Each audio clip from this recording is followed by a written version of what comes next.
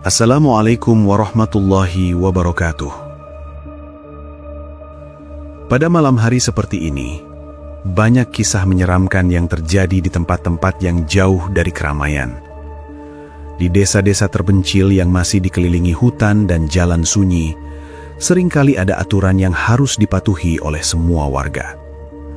Aturan yang tidak boleh dilanggar, karena jika dilanggar, akibatnya bisa sangat mengerikan. Cerita ini berasal dari sebuah desa terpencil di Jawa Tengah.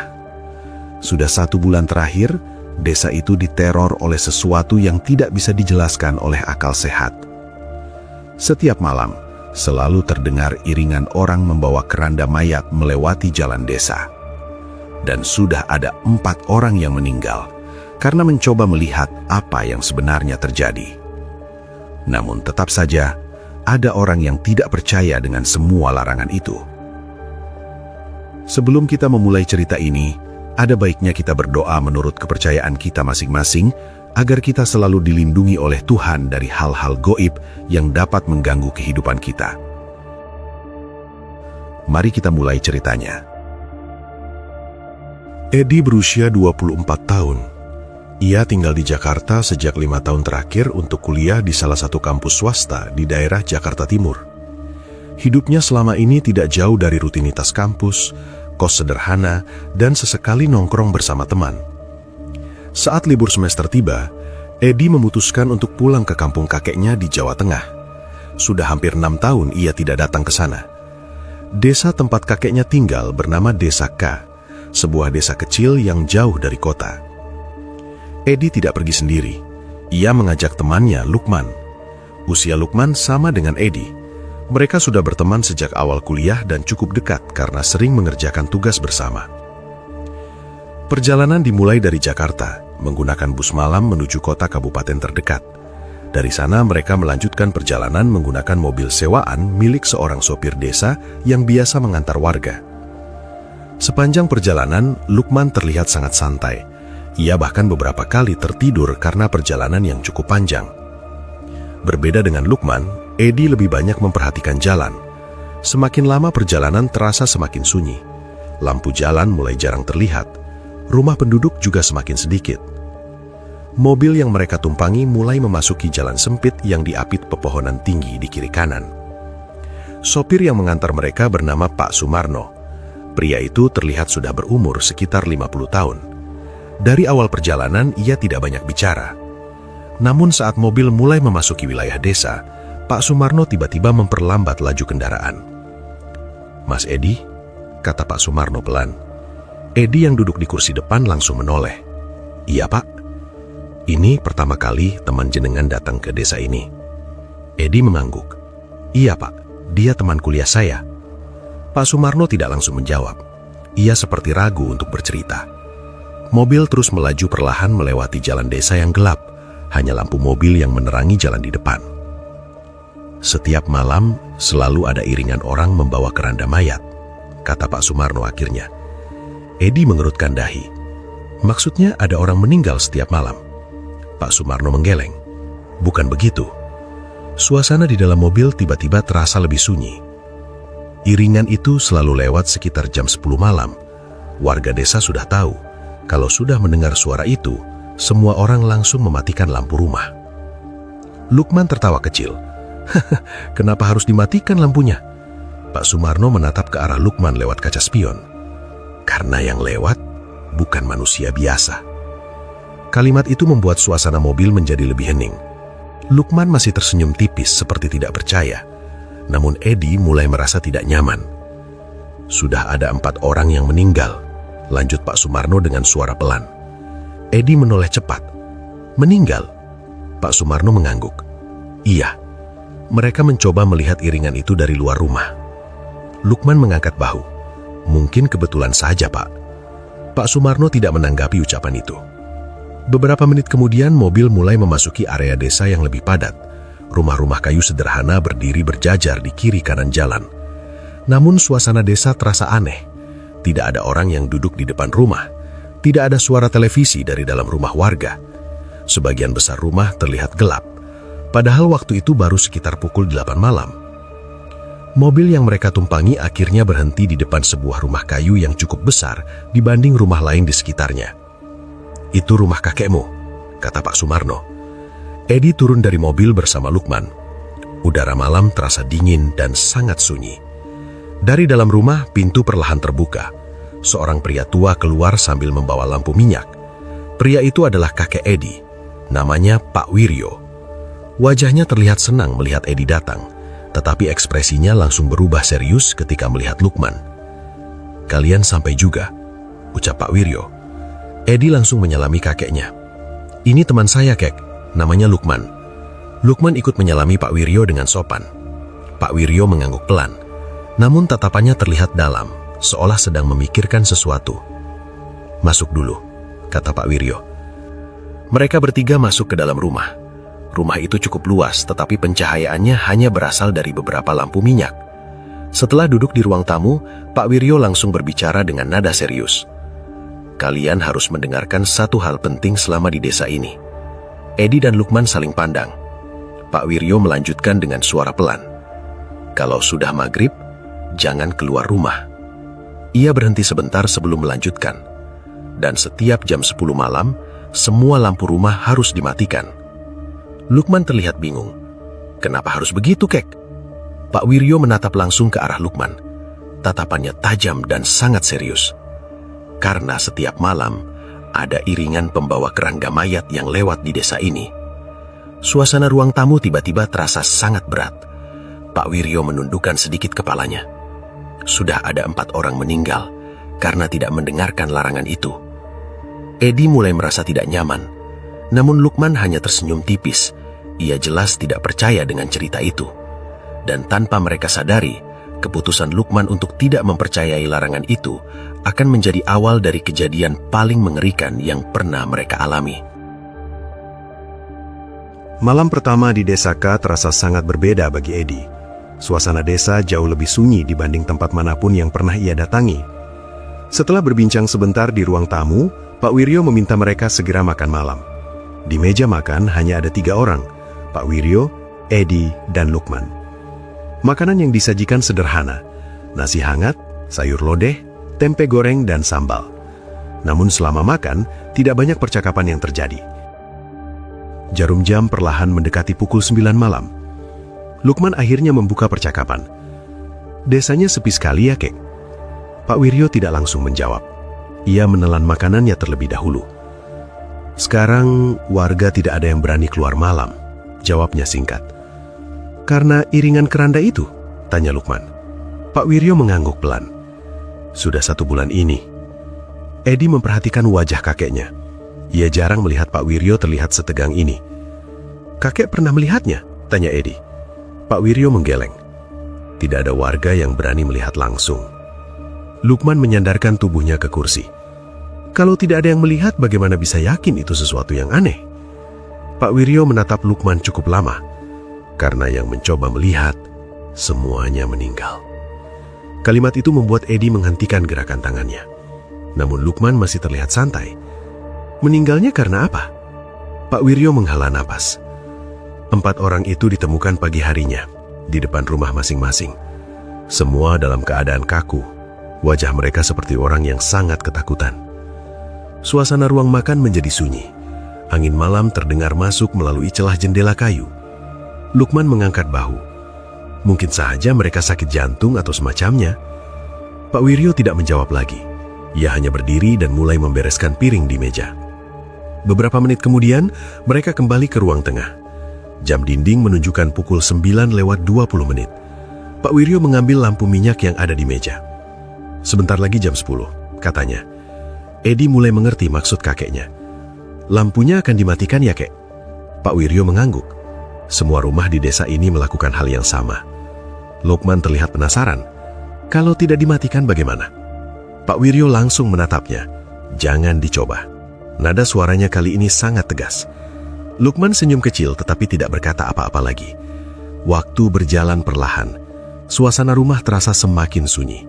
Tidak ada suara kendaraan, tidak ada suara televisi dari rumah tetangga. Yang terdengar hanya suara serangga malam dari luar. Pak Wiryo berdiri. Ia berjalan ke setiap ruangan dan mematikan lampu minyak satu persatu. Akhirnya rumah hanya diterangi satu lampu kecil di ruang tengah. Pak Wiryo kembali duduk. Kalau sudah jam 10 tepat, lampu terakhir ini juga harus dimatikan, katanya. Edi mulai merasa tidak nyaman. Entah mengapa suasana malam itu terasa sangat berbeda. Jam dinding akhirnya berbunyi pelan. 10 kali. Pak Wiryo langsung meniup lampu minyak terakhir. Seketika seluruh rumah menjadi gelap. Hanya cahaya bulan yang sedikit masuk melalui jendela. Beberapa detik berlalu dalam keheningan. Edi bisa mendengar napas Lukman di sampingnya. Kemudian, dari kejauhan terdengar sesuatu. Suara langkah kaki. Banyak sekali langkah kaki. Pelan, teratur, seperti rombongan orang berjalan bersama. Edi langsung menahan napas. Suara itu semakin mendekat. Lalu terdengar suara lain. Suara kayu yang berderit, seperti sesuatu yang dipanggul. Edi merasakan bulu kuduknya berdiri. Ia langsung teringat cerita Pak Wiryo, iringan pembawa keranda mayat. Pak Wiryo berbisik sangat pelan. Jangan bergerak, jangan melihat keluar. Suara langkah kaki di luar rumah kini sudah tepat di depan halaman. Suara keranda berhenti. Semua tiba-tiba menjadi sangat sunyi. Edi merasakan jantungnya berdetak sangat keras. Suara langkah kaki kembali berjalan, perlahan menjauh dari rumah mereka. Suasana desa kembali sunyi. Pak Wiryo menghela napas panjang. Mereka sudah lewat. Namun saat itu, Lukman justru tersenyum tipis dalam kegelapan. Di dalam pikirannya, hanya ada satu hal. Besok malam, ia ingin melihat sendiri iringan keranda itu dari dekat. Pagi hari di desa K terasa sangat berbeda dibanding malam sebelumnya. Matahari sudah tinggi ketika Edi bangun dari tidurnya. Udara desa terasa sejuk. Dari luar rumah terdengar suara ayam dan beberapa warga yang mulai beraktivitas. Suasana itu terasa normal. Sangat berbeda dengan ketegangan yang mereka rasakan semalam. Edi keluar dari kamar dan menuju ruang tengah. Ia melihat Pak Wiryo sudah duduk di kursi kayu sambil menyeruput kopi hitam. "Sudah bangun," kata Pak Wiryo pelan. Edi mengangguk lalu duduk di seberangnya. "Kemarin malam itu benar ya, Kek?" tanya Edi. Pak Wiryo tidak langsung menjawab. Ia meletakkan cangkir kopinya. "Semua warga desa sudah mendengar iringan itu," katanya. "Sudah 1 bulan. Edi terdiam. Tidak ada yang tahu mereka datang dari mana dan pergi kemana. Edi menelan ludah. Ia kembali teringat suara langkah kaki yang mereka dengar semalam. 4 orang yang meninggal itu siapa saja, Kek? Tanya Edi lagi. Pak Wiryo menatap ke arah halaman rumah. Warga desa ini. Yang pertama seorang pemuda bernama Roni. Dia keluar rumah karena penasaran. Besok paginya dia ditemukan di depan pintu rumahnya. Yang kedua seorang pedagang sayur. Yang ketiga seorang tukang kayu. Dan yang terakhir seorang guru. Edi mulai merasa tidak nyaman. Semua meninggal di depan rumah. Pak Wiryo mengangguk pelan. Wajah mereka sama. Seperti orang yang melihat sesuatu yang sangat menakutkan. Percakapan itu terhenti ketika Lukman keluar dari kamar. Ia terlihat segar dan santai, seperti tidak terjadi apa-apa.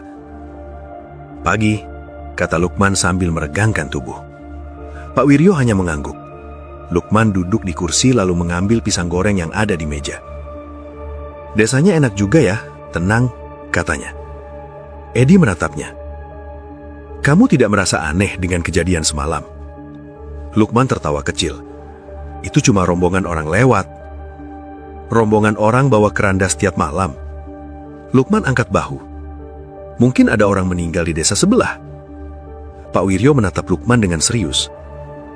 "Kalau memang begitu, kenapa semua warga mematikan lampu?" Lukman tidak langsung menjawab. Ia hanya menggigit pisang goreng di tangannya. "Orang desa kadang terlalu percaya hal-hal seperti itu," jawabnya santai. Pak Wiryo tidak melanjutkan pembicaraan, namun ekspresi wajahnya terlihat khawatir. Setelah sarapan, Edi dan Lukman berjalan keluar rumah untuk melihat suasana desa. Jalan desa terlihat sederhana. Rumah-rumah kayu berjajar dengan halaman yang cukup luas. Beberapa warga yang melihat mereka hanya menyapa singkat. Namun, Edi merasa ada sesuatu yang aneh. Tatapan warga kepada mereka terlihat waspada. Seorang bapak tua yang sedang menyapu halaman bahkan menghentikan pekerjaannya ketika melihat Lukman. "Pendatang ya?" tanya pria itu kepada Edi. "Iya pak," jawab Edi. "Teman kuliah saya." Bapak tua itu mengangguk pelan. Ia lalu berkata dengan suara rendah, "Kalau malam, jangan keluar rumah."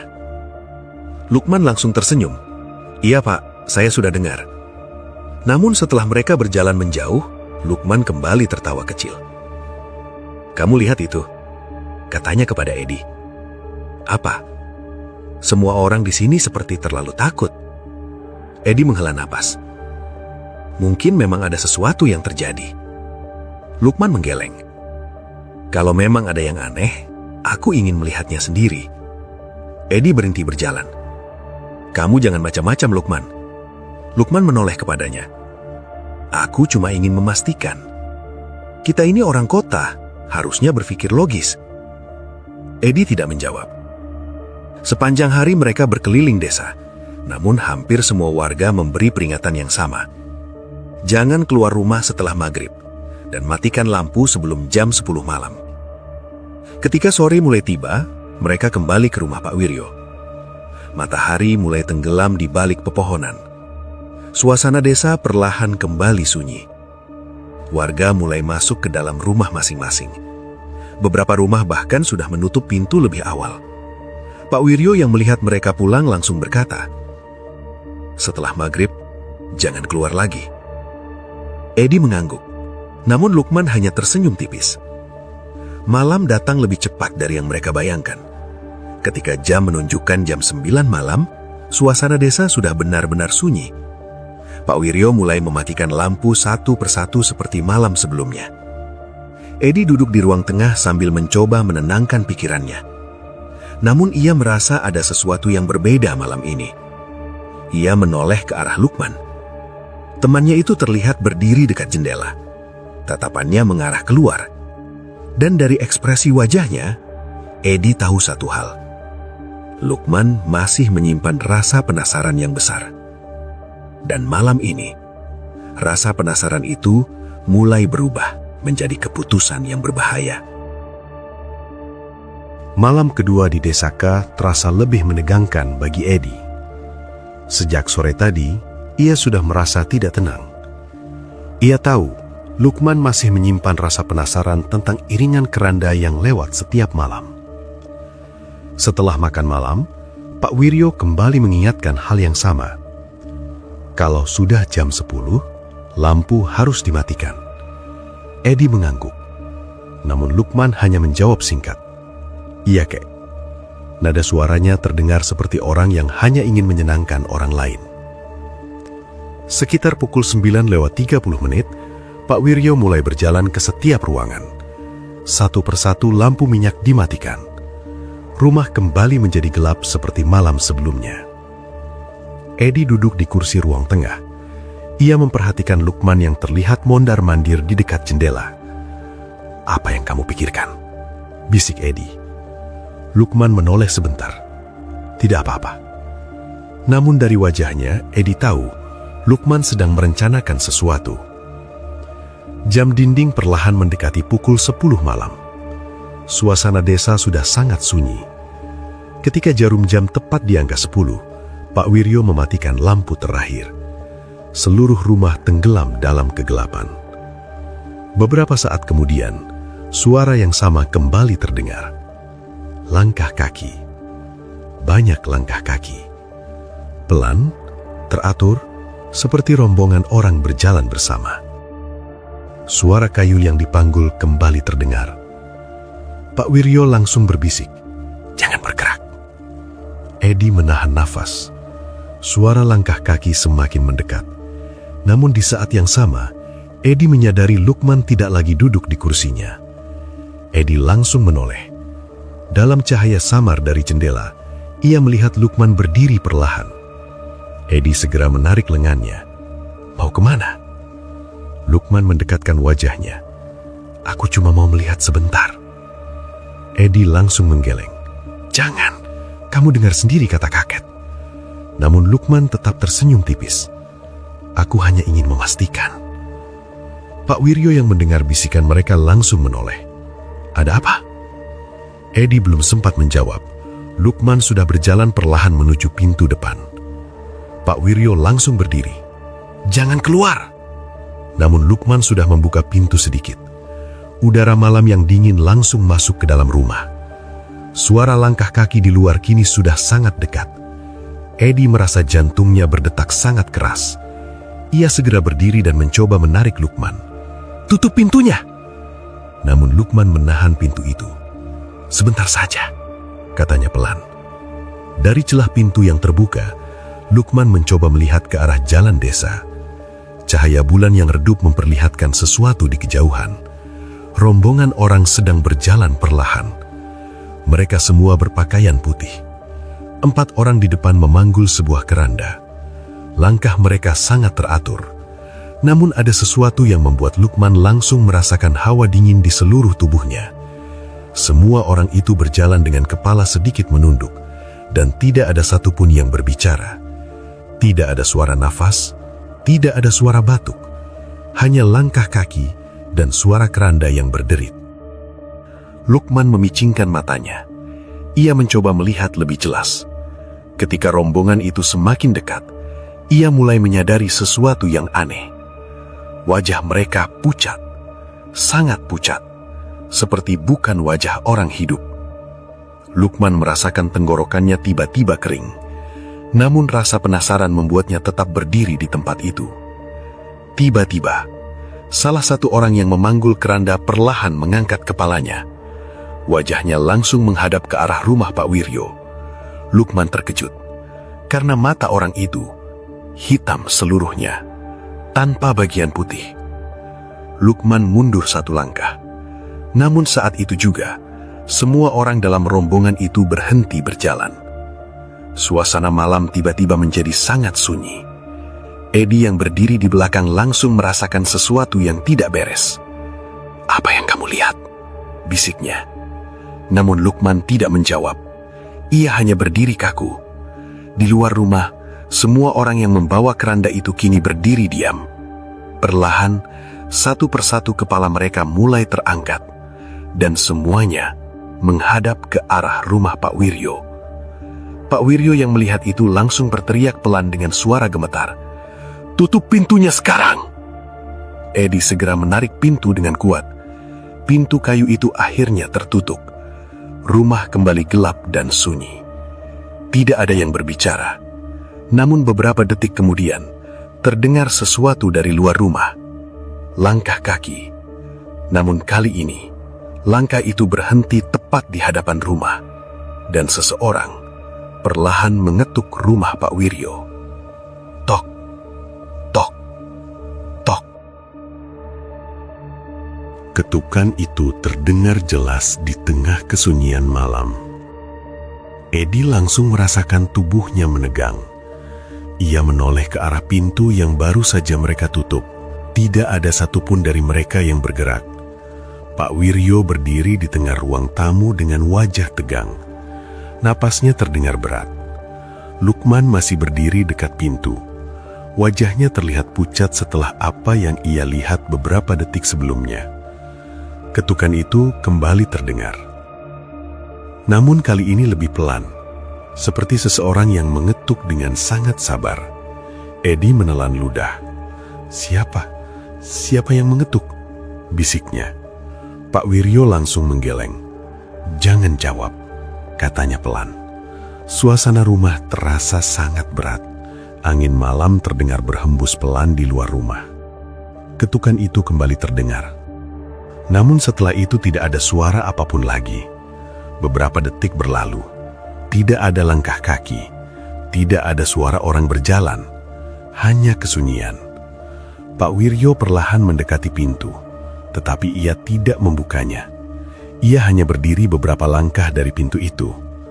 Edi melihat tangan kakeknya sedikit gemetar. Biasanya mereka tidak pernah berhenti, bisik Pak Wiryo. Lukman yang sejak tadi diam akhirnya berbicara dengan suara pelan.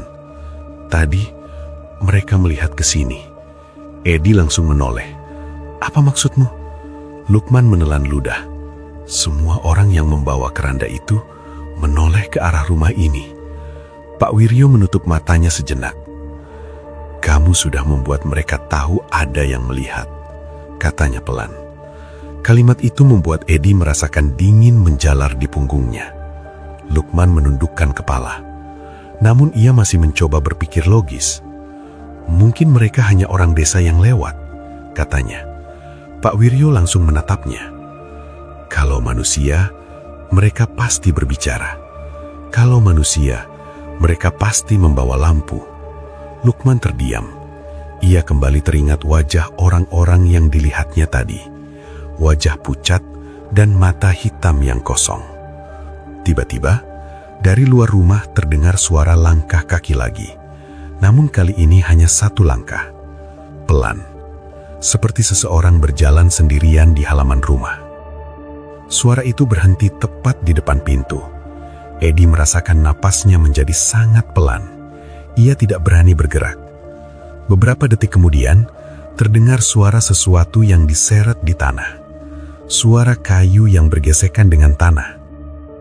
Suara itu terdengar seperti keranda yang sedang digeser. Pak Wiryo langsung memejamkan mata. Jangan buka pintu, apapun yang terjadi, bisiknya. Edi mengangguk pelan. Namun Lukman masih menatap pintu itu dengan wajah tegang. Beberapa detik kemudian, suara gesekan itu berhenti. Suasana kembali sunyi. Lalu, terdengar suara yang sangat pelan dari balik pintu. Suara seperti seseorang berbisik. Buka. Edi langsung merasakan seluruh tubuhnya dingin. Suara itu sangat pelan, namun jelas terdengar. Buka. Kerandanya untuk kalian. Lukman langsung mundur 2 langkah. Pak Wiryo menggenggam kursi kayu dengan erat. Jangan dengarkan, katanya pelan. Namun suara itu kembali terdengar. Kali ini lebih jelas. Buka, kerandanya untuk kalian. Suara itu tidak terdengar seperti suara manusia normal. Nada suaranya berat dan sangat datar. Beberapa detik kemudian, suara langkah kaki kembali terdengar. Namun kali ini menjauh dari rumah, pelan. Seperti seseorang yang berjalan membawa sesuatu yang berat. Suara itu semakin jauh, sampai akhirnya benar-benar hilang. Tidak ada lagi suara di luar rumah. Desa kembali sunyi. Edi akhirnya berani menarik napas panjang. Lukman duduk perlahan di kursi dengan wajah sangat pucat. Ia mulai menyadari sesuatu. Apa yang ia lihat tadi malam bukan sesuatu yang bisa dijelaskan dengan akal sehat. Pak Wiryo duduk kembali dengan wajah serius. Mulai sekarang, jangan pernah membuka pintu setelah jam 10 malam. Ia menatap langsung ke arah Lukman. Pagi hari di Desa K terasa lebih sunyi dari biasanya. Edi terbangun lebih awal. Ia hampir tidak tidur semalaman setelah kejadian yang mereka alami tadi malam. Beberapa kali ia terbangun karena teringat suara bisikan dari luar pintu. Kerandanya untuk kalian. Kalimat itu masih terngiang di kepalanya. Edi keluar dari kamar dan melihat Pak Wiryo sudah duduk di ruang tengah. Pria tua itu terlihat lelah. Di meja sudah ada 2 cangkir kopi hangat. Kalau mereka sudah berhenti di depan rumah, biasanya tidak akan tenang lagi. Edi duduk perlahan. Kakek yakin mereka tahu kita? Pak Wiryo menatapnya. Bukan kita. Edi mengerutkan dahi. Maksudnya? Pak Wiryo belum sempat menjawab. Tiba-tiba, Lukman keluar dari kamar. Namun langkahnya terlihat berbeda. Ia berjalan pelan. Wajahnya sangat pucat. Edi langsung berdiri. Kamu kenapa? Lukman mengusap wajahnya. Aku tidak enak badan. Pak Wiryo memperhatikan Lukman dengan tatapan tajam. Pusing? Tanya Pak Wiryo. Lukman mengangguk pelan. Kepalaku berat sekali sejak bangun tadi. Edi mulai merasa khawatir. Kamu demam? Lukman menggeleng. Tidak, tapi rasanya aneh. Pak Wiryo bangkit dari kursinya lalu mendekati Lukman. Ia memperhatikan wajah Lukman dengan serius. Beberapa detik kemudian, ekspresi wajah Pak Wiryo berubah. Buka bajumu sedikit, katanya pelan. Lukman terlihat bingung. Kenapa? Buka saja. Lukman akhirnya membuka sedikit bagian kerah bajunya. Dan saat itu, Edi langsung terkejut. Di leher Lukman terlihat sebuah bekas hitam memanjang. Bentuknya seperti bekas tali. Edi mendekat. Itu apa? Lukman ikut melihat melalui kaca kecil yang ada di dinding. Wajahnya langsung berubah. Aku tidak tahu, katanya dengan suara pelan. Bekas itu jelas terlihat seperti garis melingkar di lehernya, seolah seseorang pernah menarik sesuatu di sana. Pak Wiryo menutup matanya sejenak. Sudah mulai, bisiknya. Edi langsung menoleh. Apa maksudnya, Kek? Pak Wiryo menarik napas panjang. Kalau tanda itu sudah muncul, berarti mereka sudah memilih. Dipilih untuk apa? Pak Wiryo menatap ke arah halaman yang sunyi. Untuk dimasukkan ke dalam keranda. Kalimat itu membuat Edi merasakan jantungnya berdetak sangat keras. Siang hari berlalu dengan suasana tidak nyaman. Lukman kembali ke rumah menjelang sore, namun ia terlihat jauh lebih pendiam. Ia tidak banyak bicara. Beberapa kali ia memegang lehernya. Bekas hitam itu terlihat semakin jelas. Ketika malam mulai datang, Pak Wiryo langsung menutup pintu rumah lebih awal. Mulai malam ini, kita harus lebih berhati-hati, katanya. Edi mengangguk. Namun ia melihat Lukman hanya duduk diam di kursinya. Tatapannya kosong, seolah pikirannya sedang dipenuhi sesuatu. Ketika jam mulai mendekati pukul 10 malam, suasana rumah kembali menjadi tegang. Pak Wiryo mulai mematikan lampu satu persatu. Dan ketika rumah kembali tenggelam dalam kegelapan, dari kejauhan, suara langkah kaki itu kembali terdengar. Namun kali ini, ada sesuatu yang berbeda. Karena di tengah suara langkah kaki itu, terdengar satu suara tambahan. Suara seseorang berjalan dengan langkah yang tidak teratur, seperti orang yang sedang diseret. Dan suara itu perlahan mendekati rumah mereka. Suara langkah kaki di luar rumah terdengar semakin jelas. Pelan, teratur, seperti rombongan yang sama seperti malam sebelumnya. Namun kali ini ada suara lain di antara langkah-langkah itu. Suara langkah yang tidak seimbang, seperti seseorang yang berjalan dengan kaki diseret. Edi duduk kaku di kursinya. Ia berusaha menahan nafas agar tidak mengeluarkan suara. Pak Wiryo juga tidak bergerak. Pria tua itu menundukkan kepala sambil memejamkan mata. Namun, Lukman terlihat berbeda. Ia duduk dengan tubuh sedikit condong ke depan. Tatapannya kosong, seolah ia sedang mendengarkan sesuatu yang tidak didengar oleh orang lain. Langkah kaki itu semakin dekat. Kini suara keranda yang berderit juga mulai terdengar. Rombongan itu berhenti tepat di depan rumah Pak Wiryo. Edi merasakan jantungnya berdetak sangat keras. Ia tidak berani bergerak. Suasana di dalam rumah sangat gelap. Hanya sedikit cahaya bulan yang masuk dari celah jendela. Beberapa detik berlalu dalam keheningan. Tiba-tiba, terdengar suara seseorang dari luar rumah. Namun suara itu sangat aneh, berat, datar, dan terdengar seperti berasal dari tenggorokan yang kering. Lukman. Edi langsung menoleh ke arah temannya. Tubuh Lukman terlihat sedikit bergetar.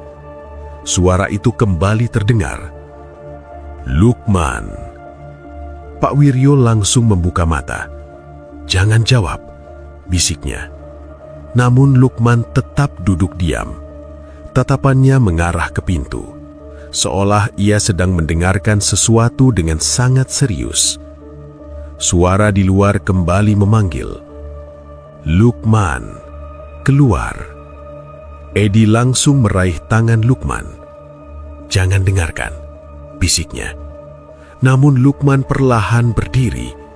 Gerakannya terasa aneh, seperti orang yang berjalan sambil mengantuk. Pak Wiryo langsung berdiri. "Lukman, duduk!"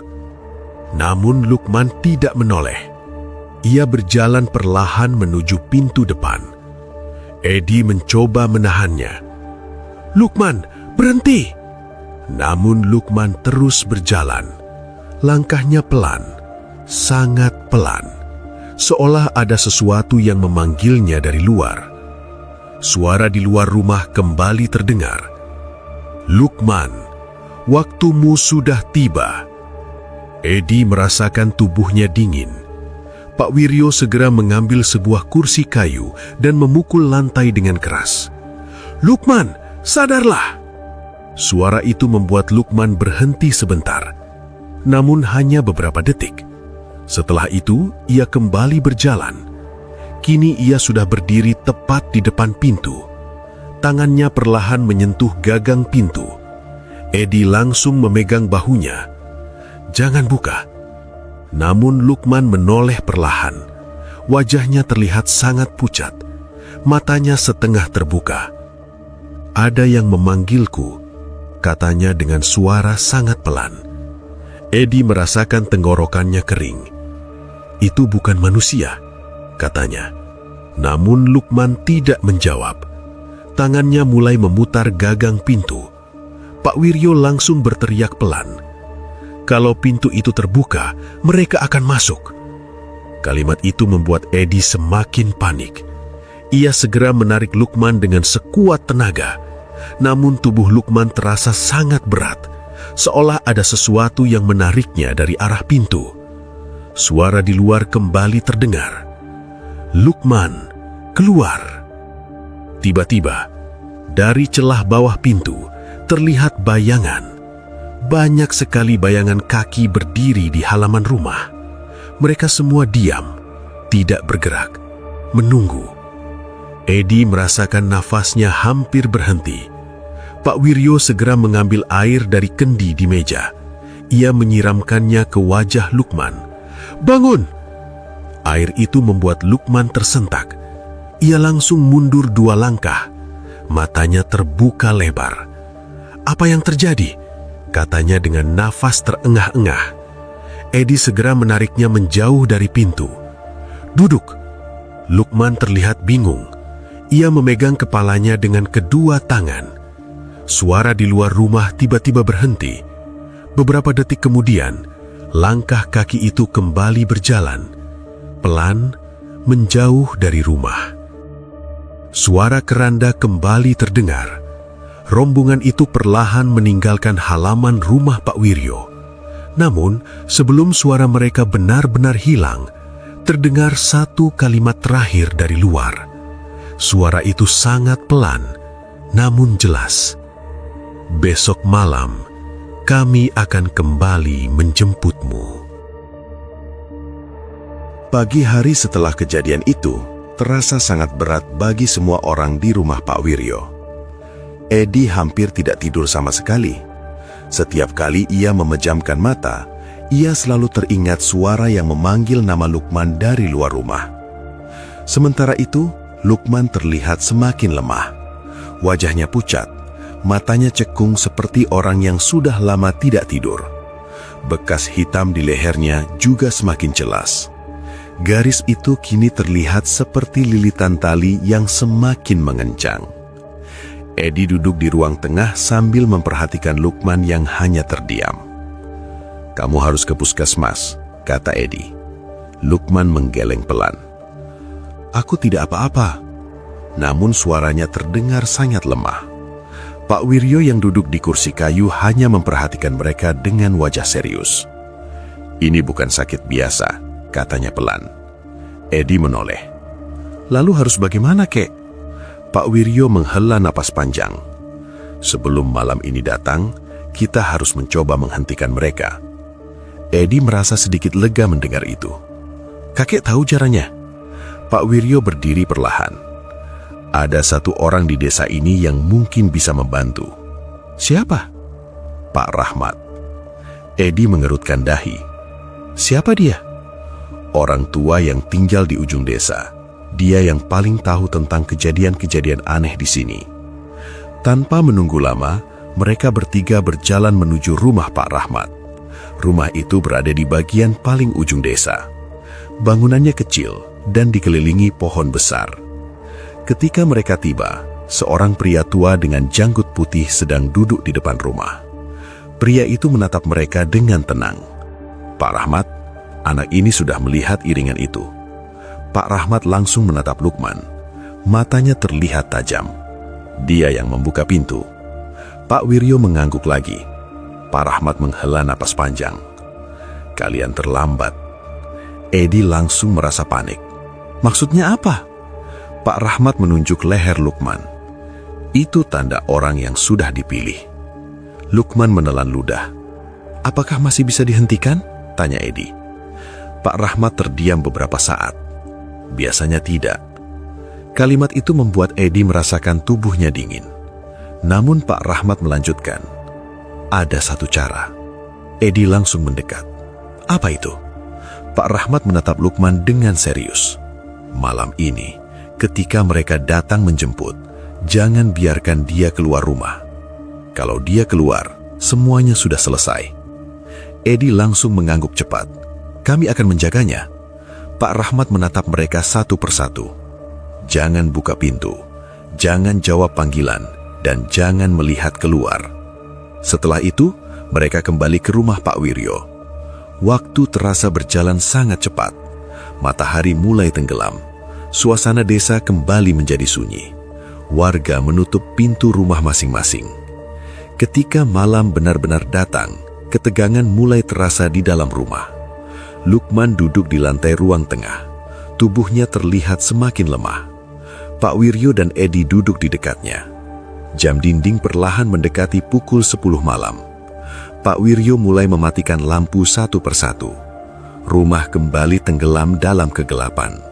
Beberapa menit kemudian, suara yang mereka tunggu akhirnya terdengar. Langkah kaki. Banyak sekali langkah kaki. Pelan, teratur, mendekati rumah. Suara keranda kembali terdengar.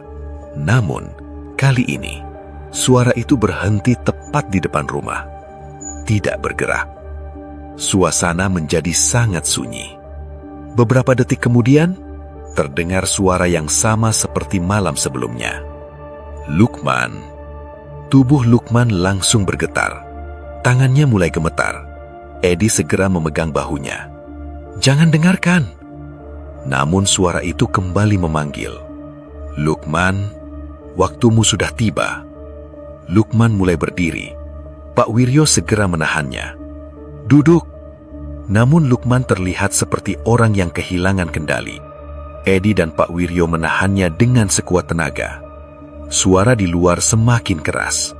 Lukman, keluar!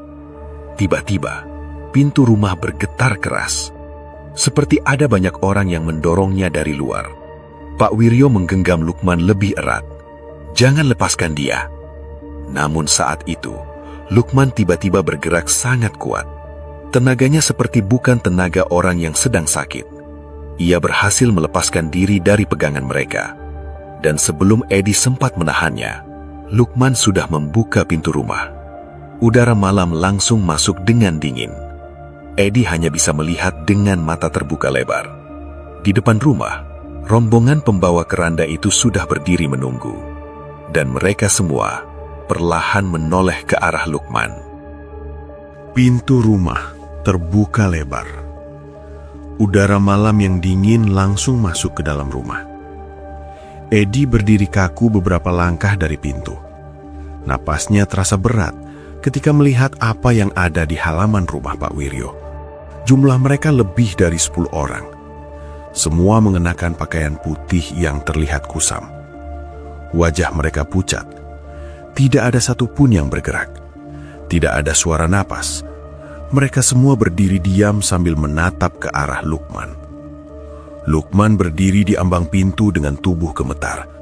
Tatapannya kosong, seolah ia tidak sepenuhnya sadar dengan apa yang sedang terjadi. Edi langsung berlari mendekat. "Lukman, masuk kembali!" Namun Lukman tidak bergerak. Salah satu orang yang berada di depan keranda perlahan melangkah maju. Langkahnya sangat pelan. Ketika wajahnya terkena sedikit cahaya bulan, Edi bisa melihat matanya. Hitam seluruhnya, tanpa bagian putih sedikit pun. Orang itu berhenti tepat di depan Lukman. Lalu dengan gerakan sangat lambat, ia menunjuk keranda yang mereka bawa. Keranda itu terbuat dari kayu tua. Tutupnya sudah terbuka, seolah memang sudah disiapkan untuk seseorang. Edi merasakan jantungnya berdetak sangat keras. "Lukman, jangan maju!" teriaknya. Namun Lukman justru melangkah keluar dari rumah. Satu langkah, lalu satu langkah lagi. Pak Wiryo juga berlari ke arah pintu. "Tarik dia!" katanya kepada Edi. Edi segera meraih tangan Lukman, namun tubuhnya terasa sangat berat, seolah ada sesuatu yang menariknya ke depan. Orang-orang yang membawa keranda itu tetap berdiri diam, namun seluruh kepala mereka perlahan menoleh mengikuti setiap langkah Lukman. Edi menarik dengan sekuat tenaga. "Lukman, sadar!" Lukman akhirnya menoleh perlahan. Matanya terlihat kosong. "Aku harus ikut mereka," katanya pelan.